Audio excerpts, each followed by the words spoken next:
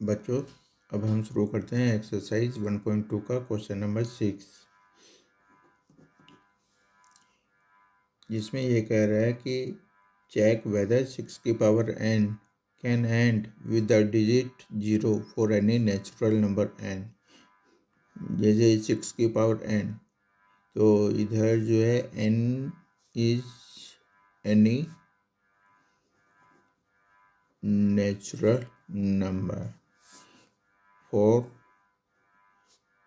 n equal to 1, 6 की power 1, तो ये आया आपका 6 फॉर n इक्वल टू 2, 6 की पावर 2, तो ये आया 36 फॉर n इक्वल टू 3, 6 की पावर 3, तो ये आया आपका 6 into 6 that is 6 into 36 equal to 6 6 36, 3 6 3 18 and 3 2 1 6।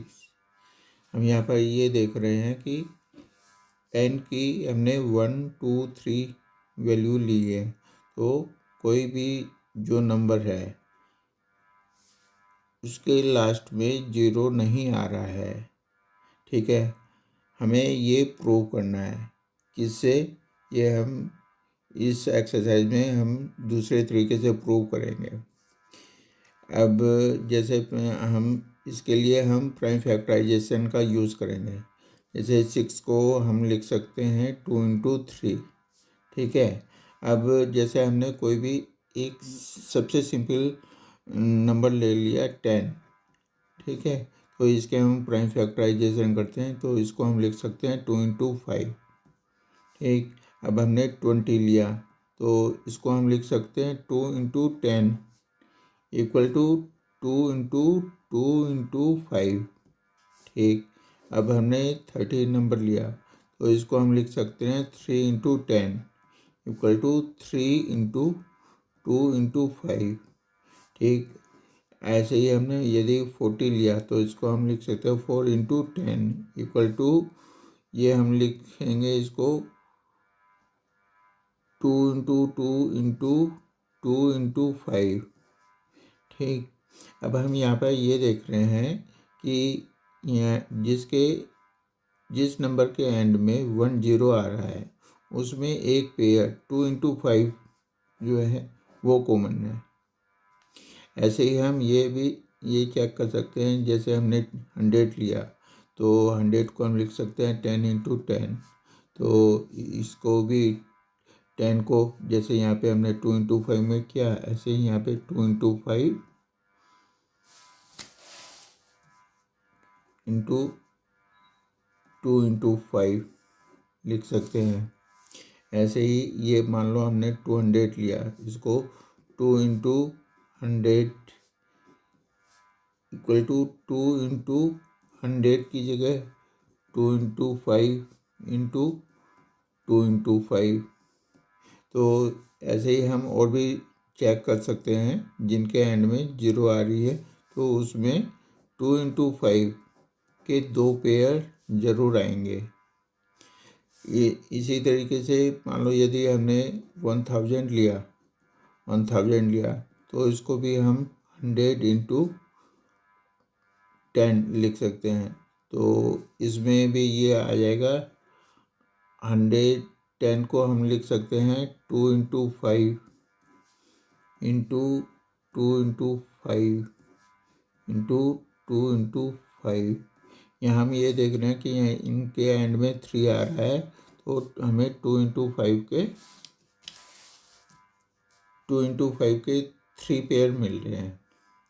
तो ऐसे ही अब हम चेक करते हैं, तो इसका मतलब हमें ये समझ में आ गया कि जिसके भी एंड में यदि 0 आ रहा है, मान लो यदि 1 0 आ रहा है, 1 0 आ रहा है, तो उसमें 2 इंटू 5 का 1 पेयर होगा। यदि किसी नंबर में लास्ट में 2 0 आ रहे हैं, तो उसमें 2 इंटू 5 के 2 पेयर होंगे। ऐसे ही यदि किसी नंबर के लास्ट में 3 0 आ रहे हैं, तो उसमें 2 इंटू 5 के 3 पेयर होंगे। तो चलिए चेक करते हैं। जैसे ये है 6 n इक्वल टू 1 के लिए 6 की पावर n इक्वल टू 6 की power 1 equal to 6 equal to 2 into 3 आया।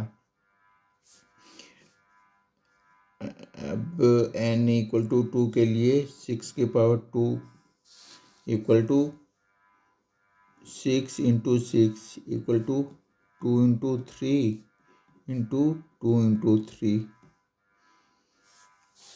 अब हमने ऐसे ही हम 6 की पावर 3 लिया, तो 6 इंटू 6 इंटू 6 इक्वल टू ये आया आपका